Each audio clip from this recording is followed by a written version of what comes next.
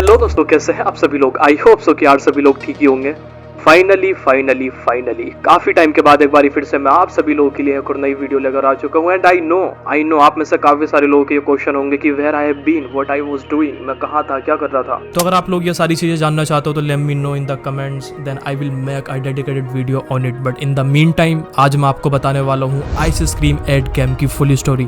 आई believe कि आप में से 99.9% लोगों ने इस गेम को खेलकर कंप्लीट भी कर लिया होगा एक्सेप्ट मी। लेकिन स्टोरी स्टार्ट करने से पहले फर्स्ट ऑफ ऑल मैं तुमको बता देना चाहता हूँ कि हमारी इस गेम को लेकर कुछ प्रेडिक्शन थी जो कि आई थिंक ट्रू हो चुकी है। मैंने तुमको बोला था कि most probably ice scream ad game के अंदर हमको इविल नन देखने के लिए मिल सकती है and she would chasing us like a Rod. और ऐसा ही होता है, हमको evil nun ice scream ad के अंदर देखने के लिए मिलती है और वो हमको सिमिलर टू रोड ही चेस करती है, हमको मारने की कोशिश भी करती है। हमारी जो प्रेडिक्शन थी इट्स बिकेम ट्रू।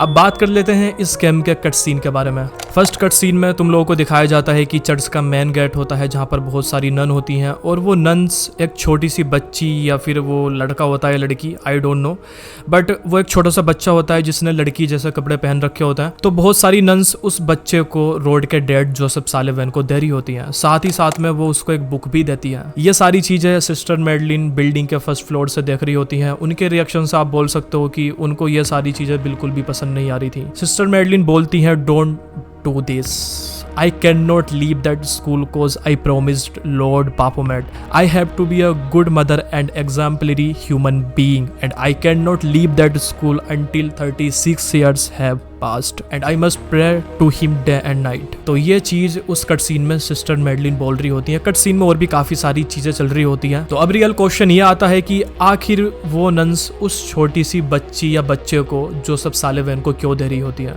वो छोटा सा बच्चा कौन है, साथ में जो वो बुक देती है जोसेफ सालिवैन को, उस बुक के अंदर ऐसा क्या लिखा है, उस बुक का क्या सीक्रेट है, और सिस्टर मैडलिन ऐसा क्यों बोल रही होती है कि वो उस स्कूल को नहीं छोड़ सकती। आखिर कौन है लॉर्ड बाफोमेट जिससे उन्होंने प्रॉमिस किया था उस स्कूल को न छोड़ने का। सिस्टर मैडलिन किसको प्रे करने की बात कर रही थी डे और नाइट उस स्कूल में रहकर अगले 36 ईयर्स तक। तो ये काफी सारी कंफ्यूजिंग और सीक्रेट चीजें हैं जो आज मैं आपको इस वीडियो में बताने वाला हूँ। अब बात कर लेते हैं दूसरे कट सीन की। दूसरा कट सीन आता है गेम के लास्ट में जहाँ पर रोड मरने ही वाला होता है। उससे पहले एक कट सीन सडनली स्टार्ट होता है जहाँ पर रोड काफी सारी रैंडमली और शॉकिंग बातें कर रहा होता है। रोड बोलता है कि जो उसकी माँ थी वो उसको एक लड़की की तरह ट्रीट करती थी जब वो छोटा था और रोड की माँ ने ही उसके डैड को मारा है किसी रिवेंज के लिए। एक्चुअल में जो रोड के डैड है वो जोसेफ सालिवैन नहीं बल्कि लॉर्ड बाफोमेट है। लॉर्ड बाफोमेट, आखिर ये लॉर्ड बाफोमेट कौन है, who is he and what is the reason behind it. तो इन सारी बातों का, इन सारे कट सीन का, इन सारी मिस्ट्रीज का सीक्रेट मैं तुमको इस वीडियो में बताने वाला हूँ। बेसिकली आज मैं तुमको आइस स्क्रीम एड की फुल स्टोरी बताऊंगा। Let me tell you one more thing before I started to telling the story कि ये जो आइस स्क्रीम एड गेम है इसकी story it would be different then its other parts like ice scream 1, 2, 3, 4, 5, 6, 7, क्योंकि ice scream ad game दो universe को मिलाकर बना है, evil nun and ice scream. इन दोनों यूनिवर्स को मिलाकर आइस स्क्रीम एड गेम बना है, इसलिए इसकी स्टोरी थोड़ी सी डिफरेंट होने वाली है इसके दूसरे पार्ट से। लेकिन उससे पहले अगर आपने अभी तक हमारी वीडियो को लाइक नहीं किया तो लाइक कर दो, चैनल को सब्सक्राइब करके उस बेल आइकन को भी दबा दो। ठीक है, तो स्टोरी को करते हैं स्टार्ट, लेट्स गो। हमारी स्टोरी का स्टार्ट होता है जोसेफ सालिवैन से।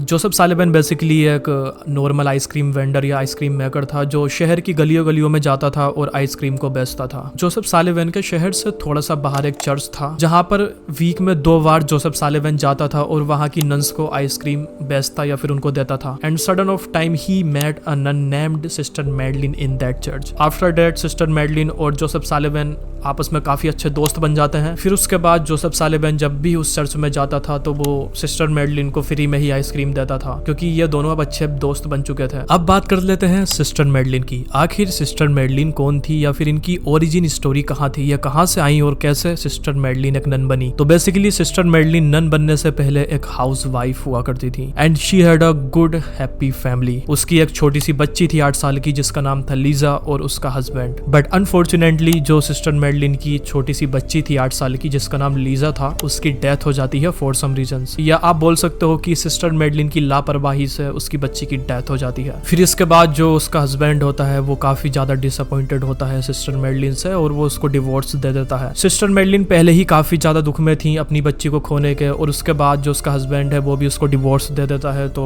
She had a mental breakdown. Time के साथ साथ सिस्टर मेडलिन का जो रिग्रेट था वो बहुत ज्यादा बढ़ता रहता है, क्योंकि उसकी ही लापरवाही से उसकी बच्ची की डेथ हुई थी और उसके हस्बैंड ने भी उसको डिवोर्स दे दिया था। सिस्टर मेडलिन काफी ज्यादा डिप्रेशन में चली जाती है because of she ruined her life. फिर इसके बाद सिस्टर मेडलिन का ऑब्सेशन इसकी बेटी से मिलने के लिए बहुत ज्यादा बढ़ जाता है। वो कैसे भी करके बस एक बार अपनी बेटी से मिलना चाहती है and she want repent to her daughter, क्योंकि उसको बहुत ज्यादा रिग्रेट था बिकॉज ऑफ इसकी ही लापरवाही से उसकी बेटी की जान गई थी। सिस्टर मेडलिन बहुत ज्यादा दुखी होती है, वो डिप्रेशन में चली जाती है। She want her daughter back and meet her at least one time, but unfortunately ऐसा होना प्रैक्टिकली पॉसिबल नहीं था।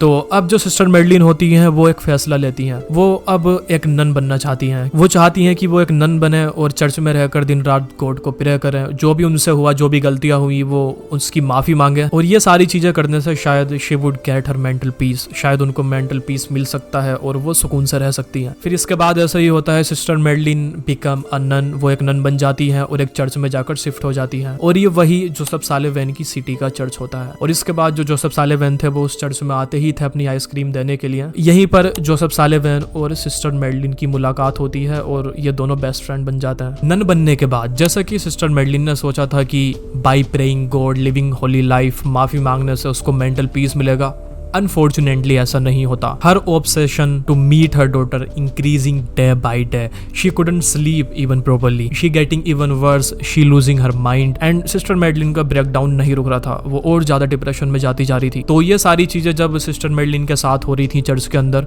तो चर्च की एक दूसरी नन सिस्टर मेडलिन को मॉनिटर या फिर ऑब्जर्व कर रही थी। अब ये जो दूसरी नन थी जो सिस्टर मेडलिन को देख रही थी इस हालात में, ये नन एक उस ही चर्च की सीक्रेट सोसाइटी या फिर सीक्रेट कल्ट की मेंबर थी। बेसिकली उस चर्च के अंदर एक सीक्रेट कल्ट था और उसके अंदर 6 मेंबर्स थे, और ये 6 के 6 मेंबर्स उस ही चर्च की नन्स थीं, और ये कल्ट प्रे करता था एक इविल एंटिटी को जिसका नाम था Lord बाफोमेट।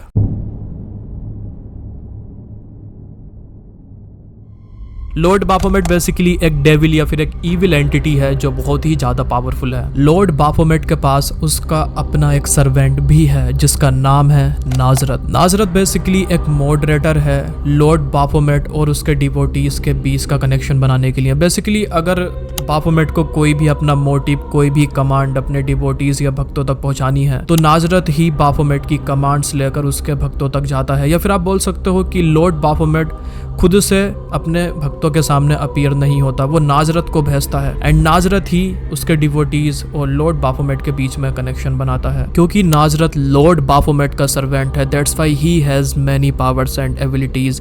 He can fly, he can teleport anywhere in the world, he can disappear, he has invisibility power, like he is so powerful, he can do things like we can not even imagine। Lord Baphomet का एक concept है, इसका एक motive है जिसको ये अपने devotees के थ्रू पूरा करता है। लॉर्ड बाफोमेट मानता है डुअलिटी में, द को existence of duality. Duality means जैसे कि फॉर एग्जाम्पल अंधेरे के बिना रोशनी का कोई काम नहीं, अगर झूठ नहीं तो सच की भी कोई वैल्यू नहीं होगी, और अगर आपको अच्छाई की वैल्यू पता करनी है तो बुराई का होना बहुत ज्यादा जरूरी है। जिंदगी की वैल्यू मौत से पता लगती है। तो ये चीज होती है डुअलिटी, मतलब किसी भी चीज का ओपोजिशन एग्जिस्ट करना, जैसे कि अच्छाई का बुराई, रोशनी का अंधेरा, सच का झूठ। लॉर्ड बाफोमेट इसी डुअलिटी एग्जिस्टेंस को मानता है। वो मानता है कि अगर अच्छाई है, अच्छाई के होने के लिए बुराई का होना बहुत ज्यादा जरूरी है, मौत आने के लिए जिंदगी का होना बहुत ज्यादा जरूरी है। तो ये सारी चीजें होती हैं एक दूसरे की ओपोजिशन, डुअलिटी, और इन्हीं से ह्यूमन लाइफ का बैलेंस बनता है, इन्हीं से जिंदगी चलती है और हमारी पूरी दुनिया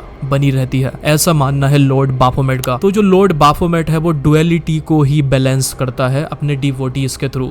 फॉर एग्जाम्पल जैसे अगर कहीं पर बहुत ज्यादा अच्छाई है तो वो अपने डिवोटीज यानी जो उसके भक्त है, जो उसके प्रीस्ट हैं, जो उसको मानते हैं, जैसे कि उसका कोई कल्ट, तो वो उनके थ्रू वहां पर बुराइयां करवाता है, गलत काम कराता है, जिससे अच्छाई और बुराई का बैलेंस बना रहे और ह्यूमन लाइफ चलती रहे, उसका बैलेंस बना रहे। अब आप लोग समझ सकते हो कि जो लॉर्ड बाफोमेट को मानते हैं, जो उसका कल्ट होते हैं या फिर जो भी उसके डिवोटीज होते हैं, वो अच्छे और बुरे दोनों काम करते हैं जिससे अच्छाई और बुराई का बैलेंस बना रहे।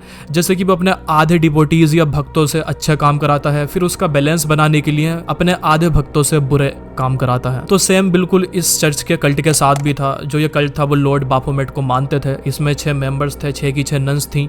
तो जो 3 थी वो अच्छे काम करती थी और जो दूसरी 3 थी वो गलत काम करती थी, को एग्जिस्टिंग डुअलिटी का बैलेंस बनाने के लिए। अब मैं थोड़ा सा आपको यहाँ पे डिफाइन कर देता हूँ कि ये नन्स क्या अच्छे और क्या बुरा काम करती थी। इनमें से जो 3 नन्स थी जो अच्छे काम करती थी वो लोगों की मदद करती थी, लोगों की हेल्प करती थी, भूखों को खाना खिलाती थी और ऐसी बहुत सारी चीजें करती थी जिससे लोगों की भलाई हो। एंड जो 3 दूसरी नन थी जो गलत काम बुरे काम करती थी, उनका काम था बच्चों को किडनैप करना, बच्चों को किडनैप करके उनको सेक्रीफाइस तक करना लॉर्ड बाफोमेट के लिए। तो आई होप सो कि अब आपको पता लग चुका होगा कि लॉर्ड बाफोमेट एक्चुअल में है क्या। ये एक लॉर्ड एंटिटी डेविल है जो को एग्जिस्टिंग डुअलिटी को रिप्रेजेंट या फिर उसको बनाने की कोशिश करता है। तो सिस्टर मेडलिन के ऐसे हालात देखकर उस कल्ट की मेंबर यानी वो नन सोचती है कि शायद सिस्टर मेडलिन उनके कल्ट को ज्वाइन कर सकती है, क्योंकि सिस्टर मेडलिन कैसे भी करके अपनी बेटी से मिलना चाहती थी एटलीस्ट एक बार। तो वो नन सोचती है कि अगर वो सिस्टर मेडलिन को लालच दे या फिर उसको उम्मीद दे कि अगर वो उनका कल्ट ज्वाइन करती है तो वो अपनी बेटी से मिल सकती है एक बार। ये सुनने के बाद शायद सिस्टर मेडलिन उनका कल्ट ज्वाइन कर सकती है।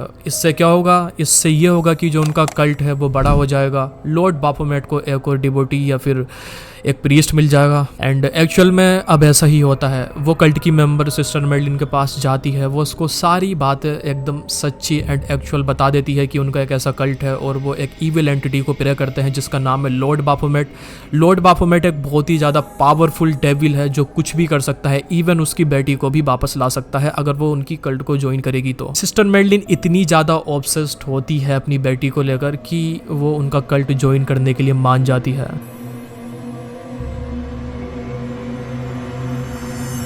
सिस्टर मेडलिन कल्ट ज्वाइन करने के बाद उसी कल्ट के साथ लॉर्ड बाफोमेट को मानती है, उसको प्रे करती है, इवन वो सारे काम करती है जो दूसरे कल्ट के मेंबर्स कर रहे थे। वो सोचती है कि अगर वो उसको बहुत ज़्यादा प्रे करेंगी तो शायद लॉर्ड बाफोमेट उससे खुश होकर उसकी बेटी से एक बार एटलीस्ट एक बार उसको मिला सकते हैं। She was thinking after repent to her daughter may be she will overcome of her regrets for what ever she had done with her daughter, like she was stuck with those bad memories, she was suffering from them and that is the reason she were praying Baphomet again and again and again. Sister Madeline badly wanted her daughter back and she can do anything for this moment. इसलिए वो Lord बाफोमेट को बहुत ज़्यादा pray करने लगती है। Even वो cult के मेंबर्स की हेल्प करती है बच्चों को पकड़ने में, उनको किडनैप करने में, इवन उनको सेक्रीफाइस करने में लॉर्ड बाफोमेट के लिए।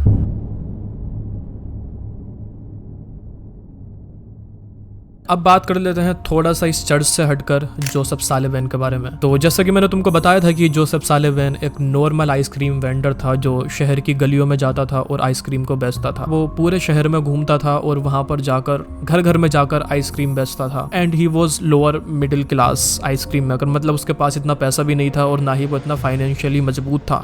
बस वो आइसक्रीम बेचता था और अपना घर चलाता था। और सबसे बुरी बात यह थी कि जो जोसेफ सालिवैन की वाइफ थी वो कुछ टाइम पहले किसी बीमारी के चलते मर चुकी थी। She basically died during some disease, like we don't know about it. Joseph Sullivan की वाइफ की डेथ के बाद अब उसके पास एक 3 महीने का छोटा सा लड़का या फिर बच्चा था जिसका नाम था रोड। जोसेफ सालिवैन को अपने 3 महीने के बच्चे की देखभाल करना बहुत ज़्यादा भारी पड़ रहा था, क्योंकि देखो वो एक मिडिल क्लास था, लोअर मिडिल क्लास, उसको अपना घर चलाना था। इसलिए वो घर पर अपने बच्चे के साथ नहीं रह सकता था उसकी देखभाल करने के लिए, क्योंकि अगर ऐसा होता तो उसका काम रुक जाता। फिर वो अपने बच्चे की परवरिश या फिर उसके खर्चे करने के लिए पैसा कहाँ से लाता।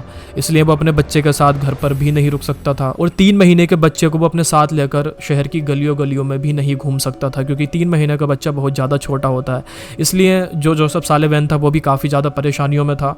उसको अपना काम भी करना था और 3 महीने के बच्चों को भी संभालना था। तो अब जोसेफ सालिवैन के माइंड में एक आइडिया आता है। वो सोचता है कि क्यों ना वो अपनी फ्रेंड सिस्टर मेडलिन को इस बच्चे को दे दे कुछ टाइम के लिए या फिर कुछ साल के लिए, क्योंकि जो सिस्टर मेडलिन थी वो उसकी अच्छी दोस्त बन चुकी थी और वो उसको फ्री में आइसक्रीम भी देता था। तो सिस्टर मेडलिन शायद उसके बच्चे की देखभाल कर सकती है कुछ सालों के लिए, और जब उसका बच्चा इतना बड़ा हो जाएगा कि वो अपनी केयर खुद से कर सके तो फिर वो वापस से अपने घर अपने बेटे को ले आएगा। और अब जोसेफ सालिवैन ऐसा ही करता है। He went to the church with his 3 months old son. Joseph Sullivan sister Madeline से बोलता है कि ये उसका 3 महीने का बच्चा है या फिर लड़का है और उसको रखने में बहुत ज़्यादा प्रॉब्लम हो रही है because of his work and he can't even afford a baby sitter for him. क्योंकि वो लोअर मिडिल क्लास है तो वो एक बेबी सिटर भी अफोर्ड या फिर हायर नहीं कर सकता उसके बच्चे के लिए। तो वो चाहता है कि सिस्टर मैडलिन ही उसके बच्चे को कुछ सालों के लिए रख ले और जब वो थोड़ा समझदार होगा तो वो उसको वापस ले जाएगा। सिस्टर मैडलिन ऑलरेडी ही एक लॉस्ट मॉम थी जिसका एक बच्चा पहले ही गुजर चुका था और अपने बच्चे के खोने के दुख को ओवरकम करने के लिए उसको वैसे भी शायद एक बच्चा चाहिए ही था। जोसेफ सालिवैन उसका एक अच्छा दोस्त भी था, इसलिए सिस्टर मैडलिन रोड यानी उस छोटे से 3 महीने के बच्चे को रखने के लिए तैयार हो जाती है अपने पास।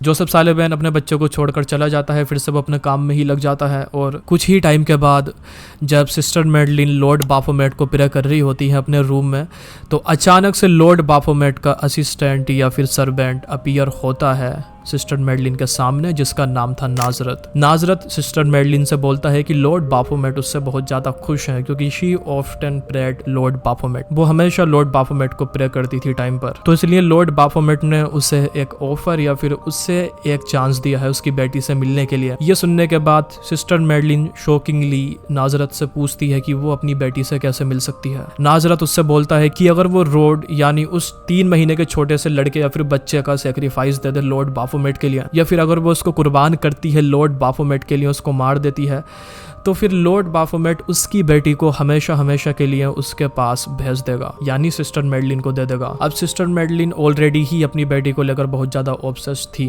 वो अपनी बेटी से एक बार मिलना चाहती थी या फिर वो उसको वापस लाना चाहती थी, इसलिए सिस्टर मैडलिन नाजरत की इस बात को मान लेती है and she was ready to sacrifice Joseph Sullivan son without even thinking.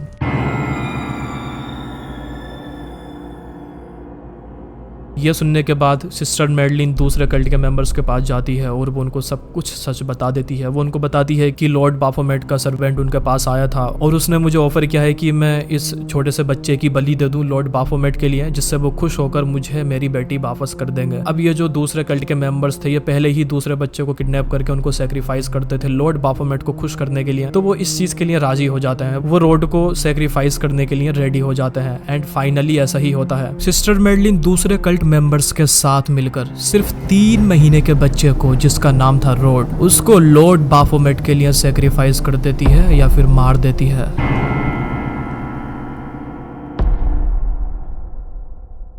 हाँ ओके, तो ये थी हमारी आइस स्क्रीम एड गेम की स्टोरी का पार्ट 1। ऑब्वियसली ये स्टोरी अभी कंप्लीट नहीं हुई है, स्टोरी थोड़ी सी लंबी और इंटरेस्टिंग है और अगर मैं एक ही वीडियो में बताने लग जाता तो वीडियो बहुत ज़्यादा लंबी हो जाती है। दैट्स वाई मैंने उसको 2 पार्ट्स में स्प्लिट कर दिया, राइट। ये जो उसका आने वाला सेकेंड और लास्ट पार्ट है, इसमें आपको इतने सारे शॉकिंग और मिस्टीरियस सीक्रेट जानने के लिए मिलेंगे आइस स्क्रीम यूनिवर्स के, जिनको सुनने के बाद आई एम प्रीटी श्योर कि तुमको बहुत ज़्यादा झटका और शौक लगने वाला है। इसका दूसरा पार्ट भी 2 या 3 दिन में आ जाएगा। तब तक के लिए अगर आपने इस वीडियो को लाइक नहीं किया तो वीडियो को लाइक कर दो। मुझे कमेंट करके बताओ कि आपको ये वाली स्टोरी कैसी लगी और मुझे कौन कौन से गेम्स के ऊपर स्टोरी डालनी चाहिए। चैनल को सब्सक्राइब नहीं किया है तो चैनल को सब्सक्राइब कर उस बेल आइकन को भी दबा दो, थोड़ा सपोर्ट दिखाओ यार। तब तक मिलते हैं आपसे अगली वीडियो में, बाय बाय।